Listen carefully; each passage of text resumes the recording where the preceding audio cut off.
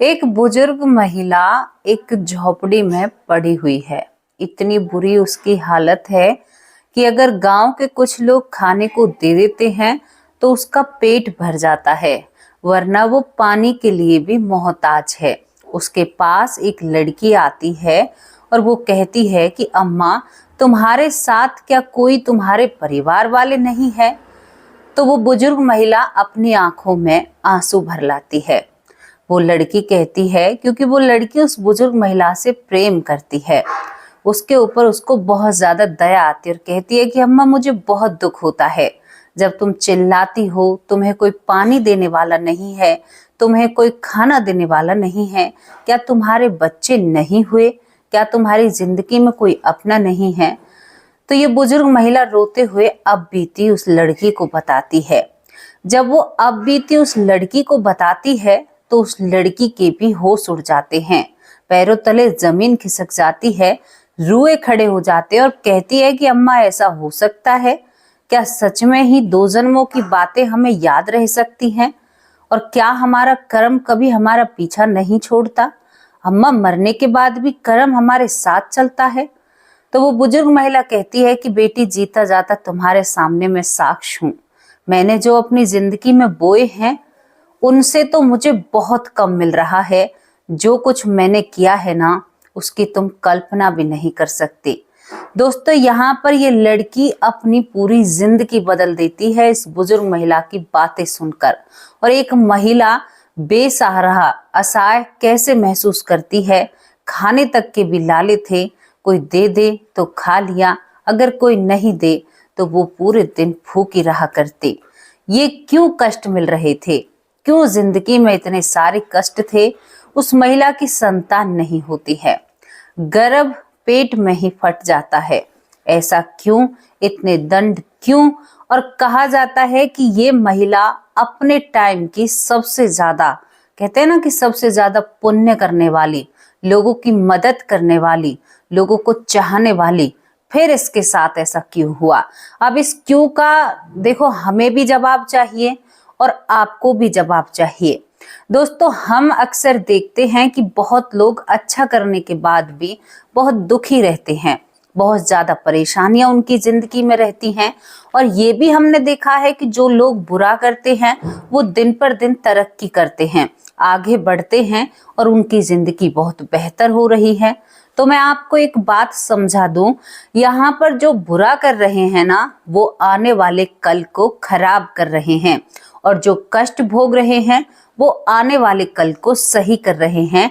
इतना तो आप भी अंदाजा लगा सकते हैं। आज की स्टोरी आप लोगों को हैरान और आश्चर्य में डाल देगी और आपको कर्म के प्रति, कहते हैं ना कि कर्म सबसे बड़ा प्रधान है, उसके प्रति आपको ईमानदारी और आपके जीवन में कुछ सुधार लाने की कोशिश करेगी। पहले ही आप लोगों को बता दूं, इस कहानी के प्रमाण मेरे पास नहीं है, केवल मैंने अपनी दादी से सुनी थी और ये कहानी मेरे गांव में बहुत ज्यादा प्रचलित थी। बहुत लोग इस कहानी को माना करते थे और शायद इस कहानी को बच्चों को भी सुनाया जाता था, ताकि लोग इस कहानी के जरिए कुछ अपनी जिंदगी में सुधार कर सकें। मेरी दादी तो कहा करती थी कि ये सत्यता पर रखी हुई एक घटना है, ये घटना हमने सुनी है और इसके साक्ष्य हैं। वो महिला फलाने गांव में थी, उसके साथ ऐसा हुआ था। तो चलिए दोस्तों, अब चलते हैं इस कहानी की तरफ। कहानी की शुरुआत होती है दुर्गा दाई से। आप लोगों ने पहले कभी सुना होगा कि गांव में जो आज का काम नर्स कर रही हैं या हॉस्पिटल में डॉक्टर कर रहे हैं, उस काम को पहले गांव में दाई माँ किया करती। अब जो ये दुर्गा दाई होती है, ये बहुत ही ज्यादा प्रचलित थी। करीबन 4 से 5 गांव में जितनी भी महिलाएं बच्चों को जन्म दिया करती, उन जन्म को ये दुर्गा दाई ही किया करती। यानी आज के दौर पर कहूँ तो जो आज हॉस्पिटल में काम हो रहा है, ये दुर्गा दाई किया करती। दुर्गा दाई इतने तजुर्बेकार महिला थी कि वो पेट को देखकर ये बता दिया करती थी कि लड़का होगा या लड़की होगी। अब दोस्तों, आपको एक और सच्चाई से रूबरू कराती हूँ। क्या सच्चाई है? देखो, हमारा जो भारत देश है पुरुष प्रधान है। माना कि बेटियों को देवी माना गया है, लेकिन अगर दूसरे ही पहलू से देखा जाए तो बेटियों पर अत्याचार करने में भी कहीं कोई चूक नहीं हुई है किसी से भी, पहले से और आज तक भी। आज थोड़ा सा कम देखने को मिलता है, लेकिन पहले भी यही हाल था और आज भी यही हाल है। यहाँ पर ज्यादा बेटियां कोई नहीं चाहता है। सबसे पहला कलेश कहाँ शुरू होता है कि बेटियों की शादी करनी, बेटियों को धन देना। दहेज ने बेटियों की जिंदगी खराब कर दी। माँ बाप अगर जबान कर दें, दूसरे के घर ब्याह दें, तो वहां पर भी दहेज का दबाव डाला जाता है। दूसरी बात, यहाँ पर कुछ गांव में ऐसी प्रथा थी कि कुछ लोग किसी के सामने झुकना नहीं चाहते थे। जिसके घर बेटी हो गई उसे लड़के वाले के सामने झुकना पड़ता है। तो गांव के जो नामी लोग हुआ करते थे वो बेटी पैदा ही नहीं किया करते थे कि हमें किसी के सामने नहीं झुकना। अगर आपको मेरी बातों पर यकीन नहीं हो रहा तो आपने कई सीरीज, कई फिल्म, कई मूवी, कई आप लोगों ने सीरियल देखे होंगे इन सब चीजों पर। तो मैं आप लोगों को बता रही हूँ कि ठीक है, समाज अपनी जगह ठीक है, लेकिन ये चीजें बिल्कुल भी सही नहीं थी। पहले बेटियों को इस दुनिया में आने से पहले ही मिटा दिया जाता था। यहाँ तक था कि अगर वो पूरे 9 महीने गर्भ में रह ले और होने के बाद भी अगर कोई दिक्कत हो तो उसे दाई को ही ठिकाने लगाने के लिए बोल दिया जाता था। मैं खुले शब्दों में आपसे क्यों कह पा रही हूँ, क्योंकि इन सब चीजों के बारे में हमने पढ़ा है और सुना है, और देखने को तो आपको आजकल भी मिल जाएगा। आज तो बहुत कम ये चीजें देखने को मिलती हैं, क्योंकि पढ़े लिखे लोग हमारे समाज में हो चुके हैं। उस समय 9 महीने में बेटी के साथ गलत किया जाता था, इस समय 3 महीने में ही बेटी को मिटा दिया जाता है। दोस्तों, एक कड़वी सच्चाई है, इससे कोई मुंह नहीं फेर सकता। अब यहाँ पर मैं दुर्गा दाई पर थी। दुर्गा दाई एक जानी मानी दाई थी। वो 4 महीने के बच्चे को हाथ से ही देखकर, पेट से ही, बाहर से ही ये बता दिया करती थी कि लड़का है या लड़की। अब वो अंदाजन बस इस काम को किया करती थी। जिन लोगों को बेटियां प्यारी नहीं थी, जिन लोगों के घर में बेटियां ज्यादा थी, तो वो दुर्गा दाई से कह दिया करते, कुछ पैसे दे दिया करते, अच्छे खासी रकम देते हैं और कहते हैं कि इसका नामो निशान मिटा दो, हमें इस बेटी की जरूरत नहीं है। यहाँ पर कुछ केस तो दुर्गा ने ऐसे किए थे कि जहाँ 9 महीने की नवजात शिशु हुआ करती, बच्ची हुआ करती, और जो उसे नहीं चाहता है वो उसे दुर्गा के हाथों में सौंप दिया करता। दुर्गा उस बच्ची को अपने हाथों से ठिकाने लगाया करती। अब आप सोच कर देखिए, मेरा तो दिल भर आया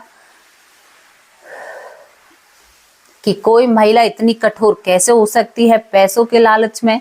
दुर्गा उन बच्चियों को ठिकाने लगा दिया करती, कभी उन्हें दूध में कुछ पिलाया करती या उन्हें जमीन में दफना दिया करती। दोस्तों, इतना कुछ करके दुर्गा अपनी जिंदगी बहुत अच्छे से जी रही थी। इसके पास बहुत पैसे होते हैं, नाम शौहरत सब कुछ साथ चल रहा था। गांव में भाग कराते, अगर लड़का होता तो वैसे भी बहुत सारे पैसे मिला करते। दुर्गा ने अपने इतने बुरे कर्मों के साथ भी जिंदगी बहुत बेहतर बिताई थी। कोई भी दुख तकलीफ इसकी जिंदगी में नहीं होता। यहाँ तक कि दुर्गा को बुखार भी नहीं आता है। जिन माओं के साथ दुर्गा गलत किया करती, वो माएं बड़ी बद्दुआ दिया करती, कहती कि तुम कभी चैन से नहीं रह पाओगी। जब महिलाएं इकट्ठा हो जाया करती तो कहा करती कि दुर्गा दाई इतने बुरे कर्म करती है, इतने छोटे छोटे बच्चों के साथ ऐसा करती है, और देखो इसको बुखार तक भी नहीं आता। ये कहावत हम आज भी कहते हैं, देख फलाना कितने बुरे कर्म कर रहा है, लेकिन और बढ़ता जा रहा है। भगवान कहीं किसी की करने का फल नहीं देते, और ये तो जिंदगी बहुत अच्छे से बिता रहा है और बहुत अच्छी जिंदगी बीत रही है, लेकिन आपको यहाँ पर ठहरना होगा। दुर्गा का वो जीवन निकल जाता है, जाने कितनी बच्चियों को उसने कहाँ किया था, जाने कितनी बच्चियों के साथ क्या कुछ किया था। दोस्तों, शासन प्रशासन उस वक्त कोई मायने नहीं रखता था, देश की व्यवस्थाएं ऐसी थी, और दुर्गा अपनी जिंदगी बड़ी मजे से पूरी कर लेती है।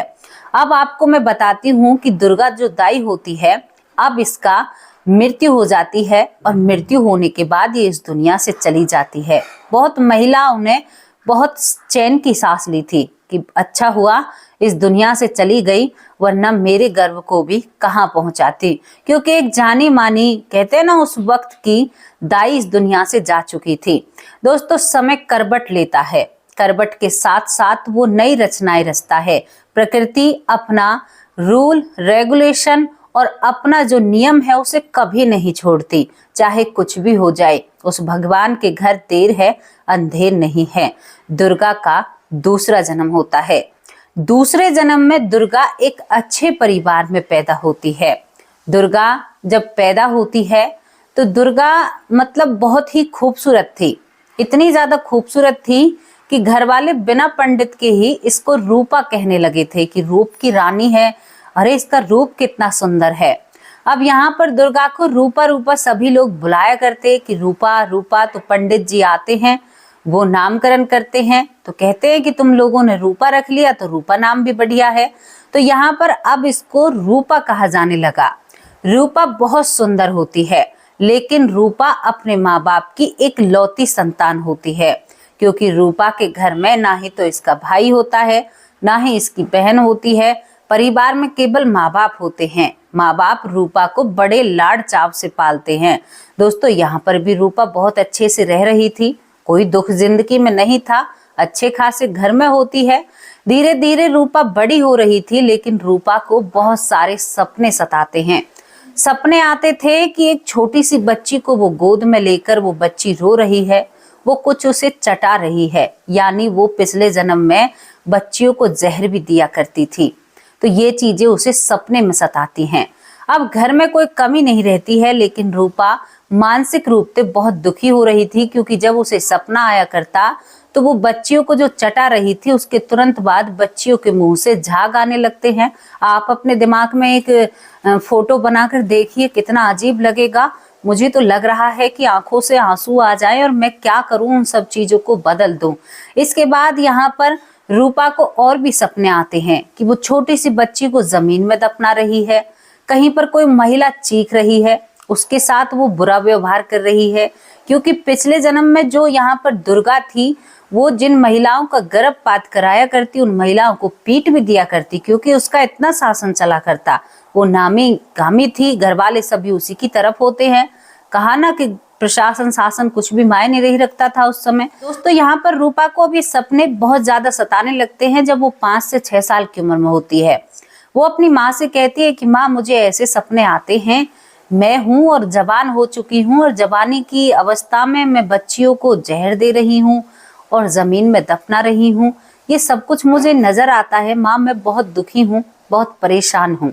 माँ बहुत कोशिश करती है, बेटी को तांत्रिक के पास भी ले जाती है, वहां पर उसके गंडा गोली बहुत कुछ कराया जाता है, ताबीज बनवाया जाता है, लेकिन किसी का भी कोई असर नहीं होता।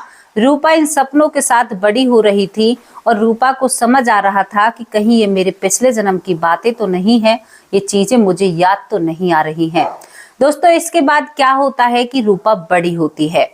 बड़ी होती है तो वो बहुत खूबसूरत थी, रूपा नाम से प्रचलित थी, उसके लिए रिश्तों की लाइन लग जाती है।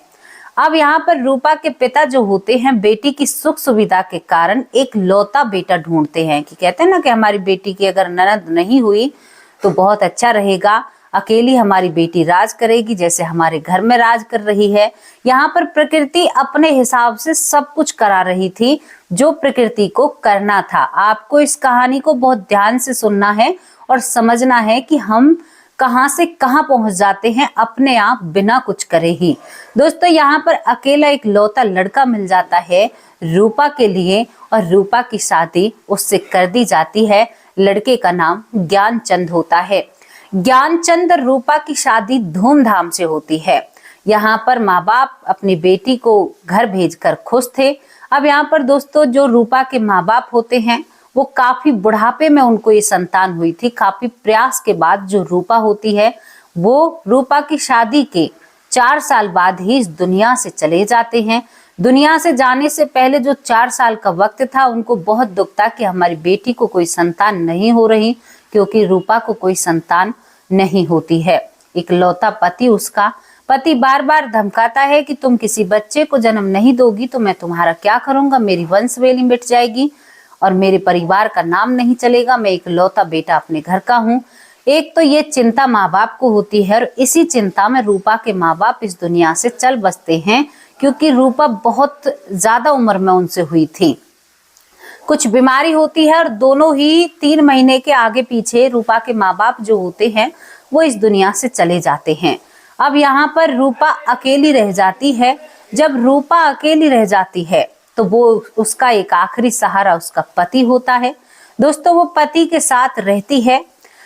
अब पति के साथ जब वो रहती है तो यहाँ पर कोई विधि का विधान होता है और रूपा गर्भवती हो जाती है। गर्भवती होने के बाद रूपा एक चैन की सांस लेती है, क्योंकि रूपा को जब अपने अतीत के बारे में पता है कि मैंने ऐसा किया था या मुझे ये चीजें नजर आती हैं, तो रूपा जब 4 साल तक गर्भवती नहीं हुई थी तो अक्सर सोचा करती कि मेरे जो पाप हैं वो मुझे मां नहीं बनने देंगे। वो हमेशा बहुत चिंताओं से घिरी रहा करती। अब रूपा खुश रहने लगी थी। पति उसे बहुत प्यार से रखता है कि तुम गर्भवती हो गई हो, अब तुम मेरे साथ रहोगी, ये सब कुछ यूं ही रहेगा। दोस्तों, धीरे धीरे समय निकलता है। रूपा का पेट बढ़ जाता है, 9 महीने पूरे हो जाते हैं और रूपा को दर्द शुरू होने लगते हैं। जब रूपा को दर्द शुरू होते हैं तो ऐसे दर्द शुरू होते हैं कि रूपा जब एक बच्चे को जन्म देती है तो वो बच्चा मृत पैदा होता है और वो लड़की होती है। रूपा उसे अपनी गोद में लेकर उस अनुभव को कर रही थी जो अनुभव उसे सपने में होता था, जिन लड़कियों को वो जहर दिया करती थी।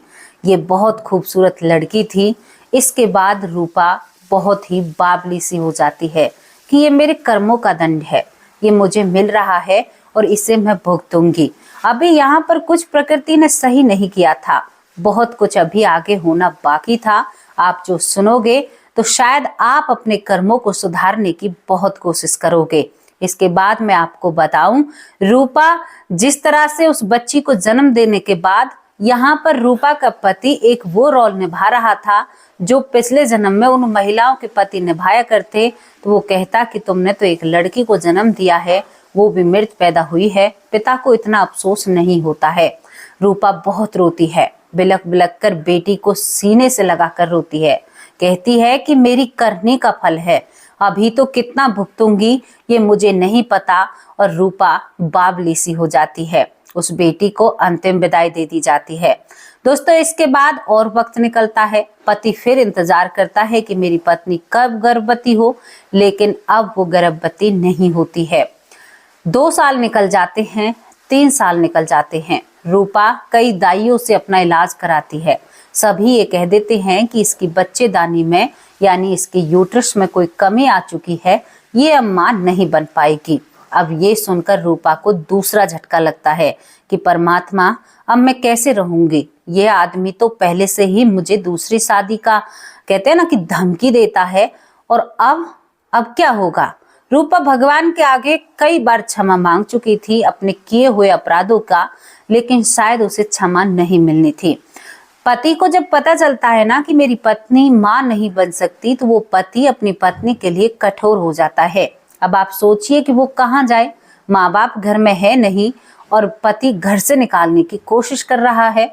रूपा बहुत दयावान थी, बहुत अच्छे अच्छे काम किया करती थी, लेकिन उस पति ने रूपा के सामने ही दूसरी शादी कर ली।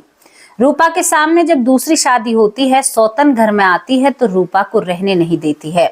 सौतन आते ही 9 महीने बाद एक बेटे को जन्म देती है।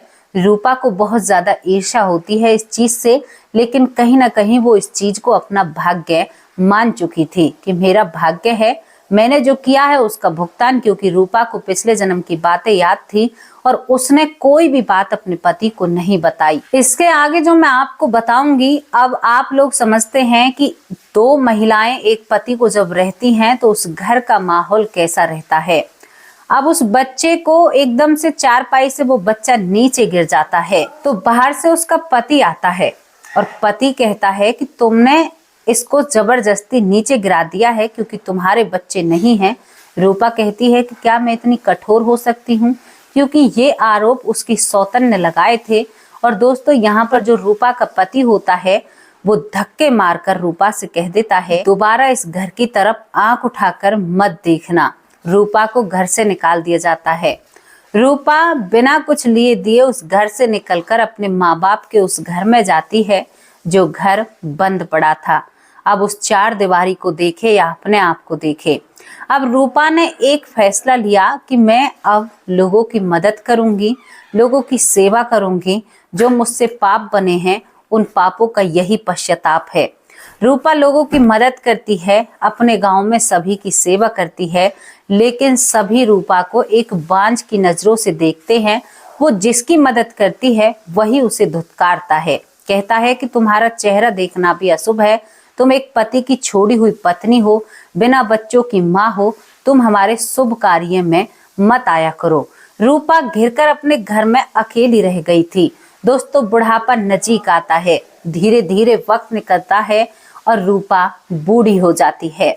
जब रूपा बूढ़ी हो जाती है, जो उससे जैसा हुआ उसने किया, लेकिन बुढ़ापे में जब हाथ पैर नहीं चलते हैं तो रूपा दाने दाने को मोहताज हो जाती है। जवानी में तो कमा कर खा लिया, दूसरों के घर मेहनत करके अपना पेट भर लिया, अब क्या करे। एक कोने में चारपाई पर पड़ी पड़ी भगवान को याद करती है। किसी टाइम खाना नहीं मिलता है 2-2 दिन तक, क्योंकि गांव के लोग उसे अशुभ मानते थे। जिसे खूबसूरत कहा जाता था, आज उसकी ना ही तो खूबसूरती रही थी और ना ही उसकी कोई वैल्यू रही थी, और वो पति जिसने उसकी तरफ पीछे मुड़कर ही नहीं देखा। मैं आपको बहुत पुराने जमाने की बात बता रही हूँ। रूपा जब खाट में पड़ी रहती है तो दोस्तों उसे कोई पानी देने वाला नहीं था। वो प्यासी चिल्लाया करती, अगर किसी पड़ोसी को रहम आ जाया करता तो उसे पानी दे दिया करता, वरना शायद पूरी रात पूरे दिन जब उसके हाथ पैर नहीं चलते हैं तो वो भूखी प्यासी रहती है। एक पड़ोस में लड़की होती है जिसका नाम लता होता है। लता को उस पर बहुत दया आती है। लता इस बुजुर्ग महिला से बहुत प्रेम भी करती है। वो अपने घर से, क्योंकि लता की जो माँ थी वो बिल्कुल भी राजी नहीं थी रूपा को खाना देने के लिए, लेकिन लता चुपके चुपके उसे खाना दे देती है कि ये लो। और वो एक दिन पूछ बैठती है कि माँ, तेरे साथ ऐसा क्यों हुआ, तू अकेली क्यों रहती है, तेरा परिवार कहाँ है। तो वो सारी कहानी अपनी लता से शेयर करती है। कहती है कि बेटी, ये मेरे कर्म बिगड़े थे। उसके बाद लता इन बातों को सुनकर कि बीता जन्म भी होता है, आने वाला जन्म भी होता है, उस लड़की को समझ आती है और अब वो हर टाइम रूपा का ख्याल रखती है।